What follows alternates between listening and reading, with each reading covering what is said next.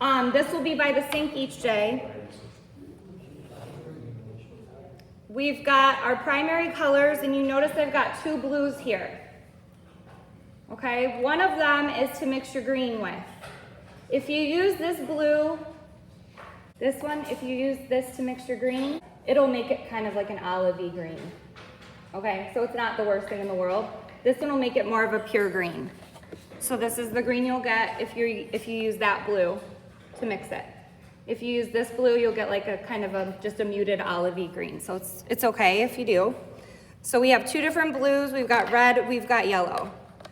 We're mixing our primaries. Each one has a spoon in it. You don't need much at all. So I would suggest starting with just 1 primary. So let's say we're gonna start with our red. You're gonna come over, get a spoonful of red and put it in. Probably just 1 of these is plenty. You can always come back and get a little bit more. You really don't need much paint. So I just filled like 1 of the wells of the little palettes. And then you're also going to get, and you may have to share these. I don't think I have enough for every single person. It's just a little cup for some water. So you may have to share with your neighbor. And this is the water you'll use to water down the paint and make it different saturations. So this is how I would suggest working. So here's my color wheel.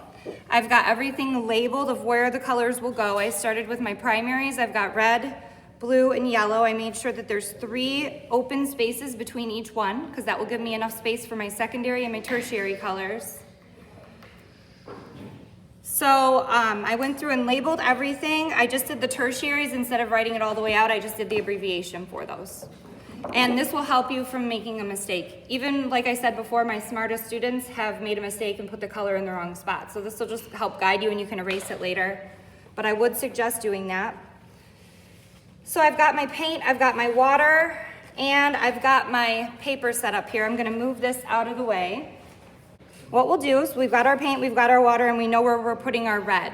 So we're gonna take our red paint and we're gonna just paint straight from the red without doing anything to it and somewhere on here. And you might wanna kind of be consistent with where you put the regular color without any water. So I've just decided I'm gonna put it right in the middle here in each pie slice, in that middle shape. So when you're painting, you want to kind of wiggle your paintbrush up to the edge of the shape, kind of wiggle up to where you want that color to stop. Instead of dragging your paintbrush along the edge of it, sometimes that can spread out too much and give you kind of a weird line.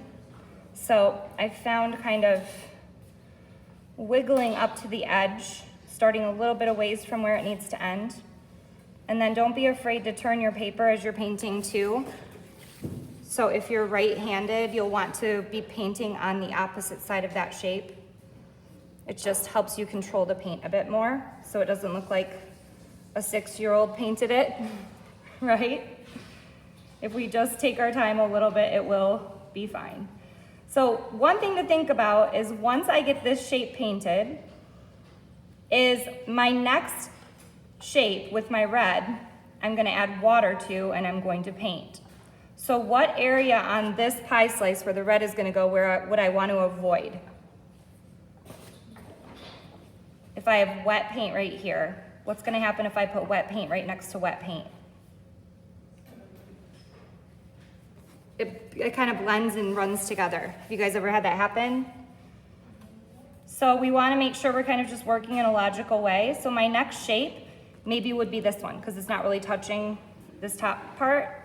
And then it would give that first one a chance to dry while I'm painting the next one. And then by that time I could come up and paint on either side of this. So for each color, we're gonna have the main color and we're gonna have at least 3 tints of that color. So how many shapes do I have in this pie slice? How many different sections could I potentially have? Like how many different colors, tints of red could I have? 6. Yeah, but I only need my main color plus 3.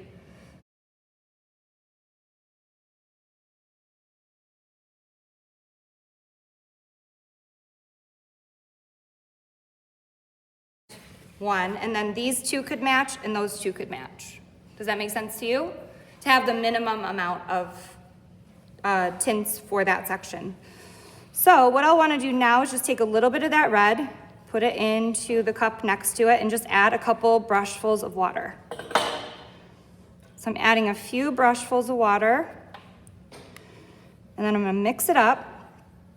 And this is the important thing. You saw this on my other example where I tried out all those colors before I went on to the paper, just to make sure that they're different enough. Sometimes they look like they're going to be, and then they're not. So I just like to do a little test. It does matter how much your brush is loaded, because right now, this looks very similar to my main color without any water added. Do you agree? But if I just spread it out more and I have less on my brush, so if I just take this and kind of clean it and spread it out more, do you see how it's quite a bit lighter if I just spread it a little? It's definitely a different tint. So it does depend on how much you have on your brush.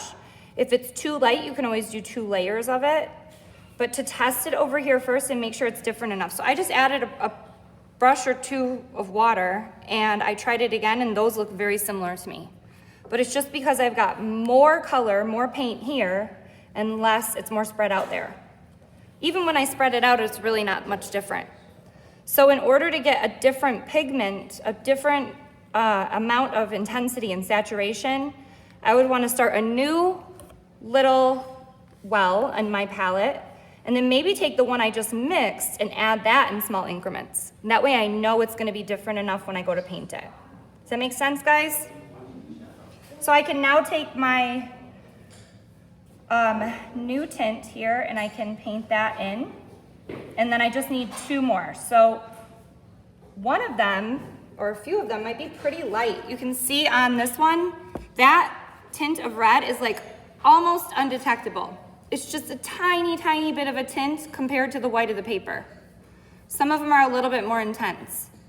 And these 2 are just the same, and these 2 are pretty similar here. You guys see that now that you're looking for those tints? Yeah?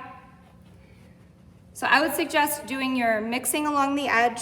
When you're ready to start your secondary colors, you're going to be getting the 2 colors that mix each secondary. So if I wanted to do, let's say I did my red, my yellow, and my blue, that's what I would start with, because you don't have to do any mixing of colors for those. But I'm ready to do my orange. Then instead of just getting 1 spoonful of paint on here, I would get both of what I need. So to mix orange, what do I need? Red and yellow. Do I need equal parts of red and yellow? Anyone know that? What do we think about that? Do I need equal parts? I think more yellow than red. Yeah, it's always more of the lighter color, because the darker color is